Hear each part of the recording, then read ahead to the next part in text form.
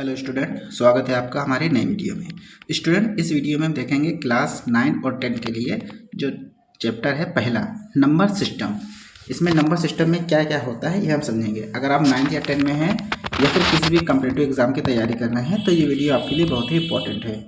तो सबसे पहले हम देखते हैं कि इस वीडियो में हम क्या क्या कवर करेंगे। इसमें सबसे पहले हम देखेंगे इंट्रोडक्शन, जिसमें नंबर सिस्टम क्या है ये समझेंगे।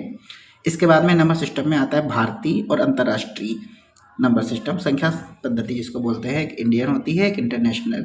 इसके बाद में थर्ड नंबर पे हम देखेंगे स्थानीय या फिर अंकित मान, ठीक है, प्लेस वैल्यू या फिर फेस वैल्यू। फोर्थ नंबर पे हम देखेंगे संख्याओं का पूरा परिवार। फिफ्थ नंबर पे हम देखेंगे आभास संख्या को पहचानने का तरीका, जिसको प्रोट्रिक बोलते हैं। उसके बाद में कुछ टाइम हो जाएगा। तो इस पूरी क्लास को हमने 2 वीडियो में डिवाइड किया है। तो पहली वीडियो में हम लोग इतनी चीज़ें समझेंगे। इसके बाद में सेकंड वीडियो भी आएगी, उसमें और भी चीज़ें समझेंगे, जैसे कि किस तरीके से किसी भी नंबर को किस किस से डिवाइड हो रहा है, कैसे पहचानते हैं। तो चलिए वीडियो शुरू करते हैं। तो सबसे पहले है इसमें नंबर सिस्टम, संख्या पद्धति क्या है। यह संख्याओं को दर्शाने और उनके साथ कैलकुलेशन करने का एक सिस्टम होता है। तो इसमें जो हम स्टूडेंट पढ़ते हैं ये होता है दशमलव प्रणाली। इसमें बेस 10 होता है। इसमें हम 10 अंकों का उपयोग करते हैं 0 से 9 तक। आप पढ़ते होंगे मैथ गणित कक्षा 1 से या किसी भी क्लास से, तो आप 0 से 9 तक नंबर यूज करते होंगे। 0 से 9 तक अंक, इन अंकों से जो संख्याएं बनती हैं उनको बोलते हैं दशमलव प्रणाली। इसी तरीके से जैसे आपने कंप्यूटर यूज किया होगा, कंप्यूटर में आप पढ़ते हैं बाइनरी सिस्टम, क्योंकि कंप्यूटर जो होता है वो केवल 2 अंक लेता है, एक 0 एक 1। तो ये बाइनरी नंबर होता है। बाई का मतलब होता है 2। तो हम जो आम जीवन में मैथ यूज करते हैं उसमें 0 से 9 तक डिजिट यूज होते हैं। जैसे यहाँ पर देखो कुछ एग्जांपल दिया गया है, 45,092, 3.14 या फिर -78। तो इसमें 0 से लेकर 9 तक डिजिट यूज होते हैं। तो 10 अंक होते हैं, इसलिए इसको दशमलव प्रणाली बोलते हैं। इसके बाद आता है हम संख्याओं को कैसे लिखें। तो नंबर 1 पर है भारतीय प्रणाली। देखा है इकाई, दहाई, सैकड़ा, हजार, लाख, करोड़, अरब। तो ये जो प्रणाली होती है भारतीय होती है। सबसे पहले इकाई आता है, फिर दहाई, फिर सैकड़ा। उसके बाद हजार, हजार में 1000 होता है, 10,000 होता है। उसके बाद फिर आता है लाख, इसी तरीके से लाख और 10 लाख होता है। करोड़ में भी यही होता है, करोड़, 10 करोड़, और फिर अरब, 10 अरब। लेकिन जो अंतर्राष्ट्रीय सिस्टम होता है इंटरनेशनल, उसमें इकाई, दहाई, सैकड़ा, हजार, उसके बाद में करोड़ और अरब नहीं होता है, इसमें मिलियन और बिलियन आता है। तो इकाई, दहाई, सैकड़ा तक तो सेम रहता है, हजार भी सेम रहता है, हजार के बाद 10,000 यहाँ तक सेम होता है। उसके बाद 1 लाख ना आकर सीधे 100,000 आता है। इसके बाद फिर मिलियन, मिलियन में मिलियन, 10 मिलियन और फिर 100 मिलियन। इसी तरीके से बिलियन में बिलियन, 10 बिलियन और फिर 100 बिलियन। यहाँ पर एक टेबल बनी है, आप इसको देख लीजिए। यहाँ नंबर लिखे हैं, उसके बाद कौन सा सिस्टम है ये दोनों में देखेंगे आप। सबसे पहले देखो लिखा है 100,000, इसमें 1 के ऊपर 5 जीरो हैं। तो भारतीय सिस्टम में हम इसको बोलते हैं 1 लाख, अंतर्राष्ट्रीय में बोलते हैं 100,000। उसके बाद में 1 के ऊपर 6 जीरो हैं, तो भारतीय में ये 10 लाख हो गया, लेकिन अंतर्राष्ट्रीय में क्या है 1 मिलियन। इसी तरीके से तीसरे नंबर पर है 1 के ऊपर 7 जीरो, तो 1 करोड़ हो गया, लेकिन अंतर्राष्ट्रीय में ये क्या है 10 मिलियन। इसके बाद फोर्थ नंबर पर है 1 के ऊपर 9 जीरो, तो ये 1 अरब है, लेकिन अंतर्राष्ट्रीय में ये अरब नहीं है, ये है 1 बिलियन। तो ये सिस्टम होता है अंतर्राष्ट्रीय का और भारतीय का। इसके बाद देखते हैं अंकित मान और स्थानीय मान, फेस वैल्यू और प्लेस वैल्यू। यहाँ पर एक नंबर दिया गया है 54,302। तो यहाँ पर हम 4, देखिए यहाँ पर एरो बना हुआ है 4 के ऊपर, 4 के बारे में समझेंगे। सबसे पहले देखते हैं अंकित मान। अंकित मान क्या होता है स्टूडेंट, जो नंबर है, जिस नंबर को हमें पहचानना है इसका अंकित मान, तो उसका जो असली मान होता है वही अंकित मान होता है, ये कभी नहीं बदलता है। जैसे 4 का अंकित मान कितना होगा, 4 होगा। लेकिन जैसे स्थानीय मान पर आ जाते हैं, स्थानीय मान क्या होता है, अंक की जगह पर निर्भर करता है। जैसे यहाँ पर 4 को अगर हम देखें तो इकाई, दहाई, सैकड़ा, हजार, तो इसका स्थानीय मान कितना हो जाएगा 4000। इसको कैसे लिखते हैं, पहले इसकी हम फेस वैल्यू लिख देंगे, फिर उसके बाद में 1000 प्लेस पर है तो 1000 से मल्टीप्लाई कर देंगे तो 4000 होगा। तो इस तरीके से अंकित मान और स्थानीय मान को हम पहचानते हैं। फिर देखिए लिखा है इंपॉर्टेंट नोटिस, अंक 0 का स्थानीय और अंकित मान हमेशा 0 ही रहता है। ये ध्यान रखिएगा, 0 अगर दिया गया तो अंकित मान और स्थानीय मान दोनों सेम रहता है। इसके बाद देखते हैं संख्याओं का परिवार। तो संख्याएं जो होती हैं, सबसे पहले देखा सबसे ऊपर लिखा है सम्मिश्र संख्या। सम्मिश्र संख्या होती है। सम्मिश्र संख्या क्या होता है, जितने भी नंबर हम पढ़ते हैं वो टोटल नंबर जो होता है पूरे ग्रुप को बोलते हैं सम्मिश्र संख्या। अब सम्मिश्र संख्या को हम दो पार्ट में डिवाइड करते हैं, एक होता है काल्पनिक नंबर, एक होता है वास्तविक नंबर। काल्पनिक नंबर क्या होता है, जिसमें वास्तविक नंबर भी होते हैं और प्लस में एक आयोटा आ जाता है, जैसे 2i 3i जो माइनस अंडर रूट में होते हैं, जैसे 2 माइनस में अंडर रूट 2 माइनस रूट 3, तो वहाँ पर माइनस हटाकर आयोटा लगा देते हैं। तो यहाँ पर सम्मिश्र संख्या के दो पार्ट होते हैं, काल्पनिक और वास्तविक। वास्तविक संख्या भी दो प्रकार की होती है, एक अपरमेय और एक परमेय। अपरमेय संख्या क्या होती है, ऐसी संख्या जिनको हम p/q के रूप में नहीं लिख सकते हैं। एग्जाम्पल अगर हम देखें जैसे √2, √3, √4, माफी चाहता हूँ √4 नहीं, √4 का तो स्क्वायर रूट निकल जाता है, √5, ये क्या है, अपरमेय है। पाई, ध्यान दीजिएगा, पाई जो होता है वो भी एक अपरमेय संख्या ही है। परमेय संख्या की अगर बात करें तो ऐसी संख्या जिनको हम p/q के रूप में लिख सकते हैं, वो क्या होती है, परमेय संख्या। जैसे 0 क्या है, परमेय संख्या। 1 2 3 इस तरीके से कोई भी नंबर ले लो, वो सब क्या है, परमेय संख्या। परमेय संख्या दो प्रकार की होती हैं, इसमें दो संख्याएं आती है, एक तो भिन्न जो फ्रैक्शन होती है, जैसे 2/3, 3/4। दूसरा पूर्णांक। पूर्णांक क्या होते हैं, इसमें ऋणात्मक संख्याएं भी आती हैं, धनात्मक संख्याएं आती है और 0 आता है।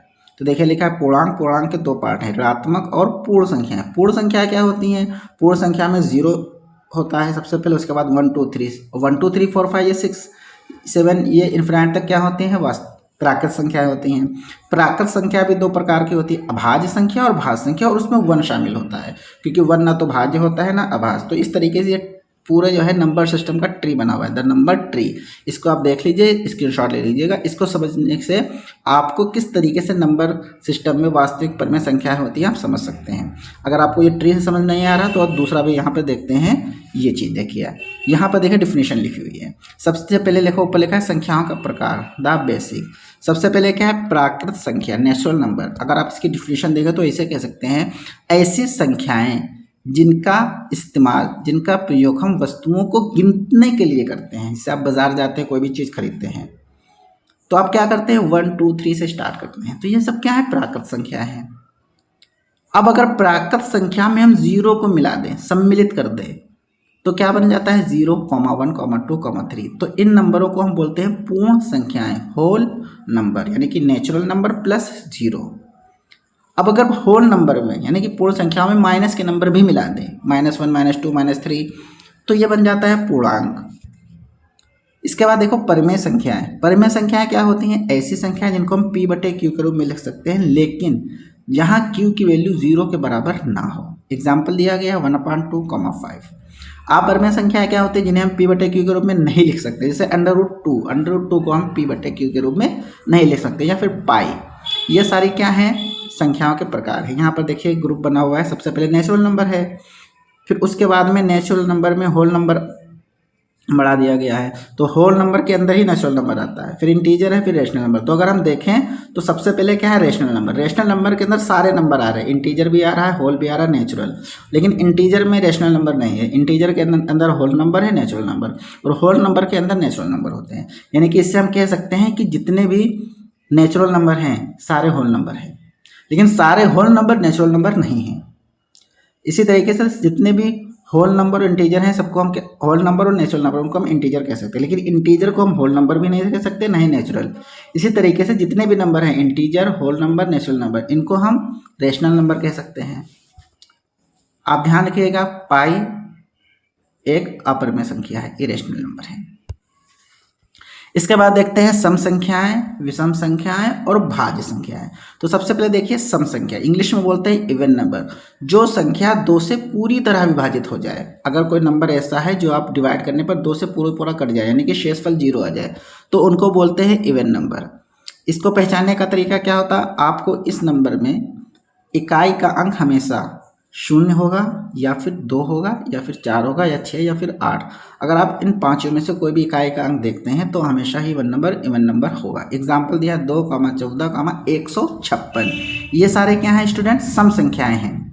सम संख्याओं को हम कैसे पहचानेंगे, इकाई का अंक देखेंगे, 0, 2, 4, 6, 8 अगर है तो वो इवन नंबर है। या आप ऐसे भी समझ सकते हैं, हम लोग बचपन में कोई भी गोली खेलते थे, उसमें फुटो जोड़ा होता था, जो जोड़ा बनता है पेयर, उसे क्या बोलते हैं, इवन नंबर। और जिसका जो फुटकर में चला जाता है उसे क्या बोलते हैं, ऑड नंबर। जैसे हम लोग टीमिंग करते हैं, मैच खेलते हैं या कोई भी गेम खेलते हैं, तो अगर उसमें 10 खिलाड़ी हैं तो दोनों तरफ 5-5 चला जाता है। तो 10 खिलाड़ी जो हैं टोटल 10, वो क्या है, इवन नंबर है, क्योंकि हम आसानी से डिवाइड कर सकते हैं। लेकिन अगर वहाँ पे 11 प्लेयर हैं या 9 प्लेयर हैं तो हम 2 टीम नहीं बना सकते, क्योंकि वहाँ पर एक प्लेयर फुटकर हो जाएगा। तो वो क्या होता है, ओड नंबर। तो वही अगला आता है विषम संख्याएं, ओड, जो संख्याएं 2 से विभाजित ना हो। एग्जाम्पल 1, 3, 17, 99। तो इकाई का अंक अगर 0, 2, 4, 6, 8 के अलावा कुछ और है, 1 है, 3 है, 5 है, 7 है या फिर 9 है, तो ऐसी संख्याएं विषम संख्याएं कहलाती हैं, जिसको इंग्लिश में बोलते हैं ओड नंबर। इसके बाद आता है भाज्य संख्याएं। भाज्य संख्याओं को इंग्लिश में बोलते हैं कंपोजिट नंबर। तो इसकी डिफिनेशन क्या है, जिनके 2 से ज़्यादा गुणनखंड हो। ऐसी संख्याएं अगर आप उनके फैक्टर करो, गुणनखंड करो, तो 2 से ज़्यादा अगर मिल रहे हैं, 3, 4, 5 कुछ भी, तो हम कहेंगे ये संख्याएं कैसी हैं, भाज्य संख्याएं हैं। एग्जाम्पल दिया गया 4 के अगर आप फैक्टर करोगे तो 1, 2, 4 मिलेगा। 6 के फैक्टर करोगे 1, 2, 3, 6। इस तरीके से 9 के फैक्टर करोगे वो भी 2 से ज़्यादा होंगे। ये तो सभी संख्याएं क्या हो जाएंगी, भाज्य संख्या। या दूसरी डिफिनेशन हम ऐसे भी कह सकते हैं, ऐसी संख्याएं जो खुद से और एक से कटे और इनके अलावा किसी तीसरी संख्या से ना कटें, तो उन्हें क्या बोलते हैं, भाज्य संख्या बोलते हैं। जैसे कि 2 केवल 2 से कटेगा या फिर 1 से कटेगा। 3 किससे कटेगा, या तो 3 से या तो 1 से, तो ये भाज्य संख्या होगी। इसका उल्टा होता है अभाज्य संख्याएं। अभाज्य संख्या क्या होता है, देखिए पूरा यहाँ पे टेबल भी बनी हुई है, डिफिनेशन। वे संख्याएं जिनके सिर्फ 2 गुणनखंड होते हैं, 2 फैक्टर होते हैं। एक तो 1 होता है 1, और दूसरा वो खुद। अगर आप 2 के फैक्टर करोगे तो 1 मिलेगा और 2 मिलेगा, यानी कि अब खुद वो संख्या और 1। इसको याद करने का रूल क्या है, रूल्स टू रिमेंबर, एक ना तो भाज्य है और ना ही अभाज्य। ये चीज़ आप याद रखिएगा, एक ना तो भाज्य संख्या है और ना अभाज्य। 2 सबसे छोटी एकमात्र विषम संख्या भी है और अभाज्य संख्या है। 1 से 100 तक 25 प्राइम नंबर आते हैं। ये चीज़ आप ध्यान रखिएगा, कॉम्पिटिटिव एग्जाम में ऐसा पूछा जाता है कि 1 से 100 तक कितने प्राइम नंबर है, तो कितने हैं, 25। अब यहाँ पर आप देखिए एक टेबल बना हुआ है। टेबल में 1 से लेके 100 तक नंबर है, 1 की प्लेस पर क्रॉस लगा हुआ है। ऐसा क्यों, क्योंकि हम जानते हैं, अभी हमने पढ़ा था कि एक ना तो भाज्य संख्या है और ना अभाज्य संख्या है, तो हम तो एक को इस ग्रुप से हटा ही देंगे। इसके बाद देखिए जो ग्रीन कलर के बॉक्स हैं वो सभी क्या हैं, भाज्य संख्या हैं। सॉरी माफी चाहता हूँ, ग्रीन कलर के जितने भी बॉक्स हैं वो सब अभाज्य संख्या हैं। अभाज्य संख्या जिसको इंग्लिश में बोलते हैं प्राइम नंबर, जो हमने ऊपर यहाँ पे सबसे पहले पढ़ा है, टॉपिक जो हमारा चल रहा है। तो 1 से 10 तक कितनी अभाज्य संख्या है, 4, 2, 3, 5, 7। याद रखिएगा, ये भी क्वेश्चन आता है कि 1 से 10 तक कितनी अभाज्य संख्या होती है। इसी तरीके से 11 से 20 तक कितनी है, 4। 21 से 30 तक कितनी है, 2 अभाज्य संख्या है, 23 और 29। 31 से लेके 40 तक 2 है, 31 और 37। 41 से 50 तक 4 हैं। 51 से 60 तक भी 2 हैं। 61 से 70 तक 2 हैं। 71 से 80 तक 3 है। देखिए अभी तक या तो 2 थी या तो 4 थी, इसमें 71 से 80 तक 3 है। 81 से 90 तक भी 2 हैं। 91 से 100 के बीच में केवल एक अभाज्य संख्या है, 97। ये भी क्वेश्चन आता है कि कौन सा ग्रुप ऐसा है, कौन से किसके बीच में केवल एक अभाज्य संख्या आती है, तो ये 91 और 100 के बीच में है, केवल एक अभाज्य संख्या होती है। तो ये ग्रीन कलर के जो बॉक्स बने ये सब अभाज्य संख्या होते हैं 1 से 100 तक, तो ये अभाज्य संख्या होंगे। तो आप ध्यान दीजिएगा 1 से 100 तक जो संख्या है उनको तो हम आसानी से पहचान लेते हैं कि अभाज्य संख्या क्या होती है, लेकिन अगर बड़ी संख्या है तो कैसे पहचानेंगे, इसके लिए आगे देखते हैं। तो यहाँ पे लिखा है प्रो ट्रिक, बड़ी अभाज्य संख्या कैसे पहचानें।